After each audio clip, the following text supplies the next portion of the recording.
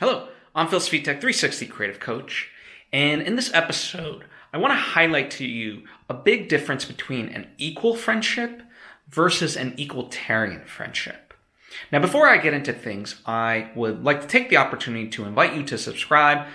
That way, you get all the various lessons and episodes that I put out right when I put them out. Thank you if you just did, and thank you if you already were. It truly does mean a lot to me, as I hope it does for you. So, let's really consider this, right? The reason why I want to talk about this is because I feel like we all want to be in friendships that have value, right? That we bring something to the table and someone else brings something to the table. Because if you're getting taken advantage of, that's not good. And likewise, even though it might feel good for you, taking advantage of somebody else isn't really right either, right? But the thing of it is, on the surface, equal really isn't the proper term. And I know it might be like, okay, this is semantics. But I think there is a fundamental difference, especially in terms of mindset, that when things seem equal, what you're doing is you're creating a scorecard in terms of how you value the friendship or conversely the other person. And the reason why this is bad is because the rule set might not be agreed upon, right? And in that sense, it can lead to animosity, right? And then all of a sudden it snowballs into this idea where, the only reason why people remain friends is because they feel like they owe something to the other person. And so it really goes away from the notion of truly being equal because it's more about just scorekeeping rather than really being equal. So meaning if, I do a favor for somebody, a friend of mine, then it's like, oh, conversely, they have to do something in return for me, and I get to deem that, right? And it's like, who makes the determination of like, is it a one-to-one act and so forth, right? Even if it's a monetary thing, that still isn't a right way to keep score because it assumes that if I lend somebody $20, the way they need to repay me is by giving me $20.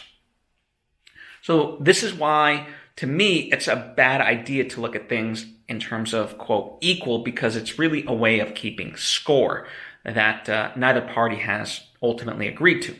Whereas equalitarian, what the premise holds is that at the end of the day, on just kind of a pure level, right? When you look at everything, it feels equal, right? So even though you may go 6 months without a person really, quote, being there for you or really stepping up to the plate, it might be because you don't need that from them in that moment. They might need you. But in the grand scheme of things, in your heart of hearts that when push comes to shove and you need them in your corner, they will be there. Okay? So it's that fundamental shift rather than scorekeeping. It is viewing it in the sense that when all things are considered, you do view that person as someone that will be there for you when you need it the most. Or just in general, right? When you're having a shit day and you need to call upon somebody, they're going to be there for you. When, and certainly in the sense like sometimes, people might not pick up right away, but if you say, hey, I'm having a really bad day, I could use your help, they'll be there, right? And in that sense, and this is a higher standard of friendship, and it's a much better way to really look at it, because once you set that standard and you kind of have that understanding of each other, the friendship is of true value versus scorekeeping. And so it's a small difference, but one that can, as I said, make your friendships really, truly three-dimensional and deep and worthwhile versus just this need to try to police people of who's doing what for who. Okay?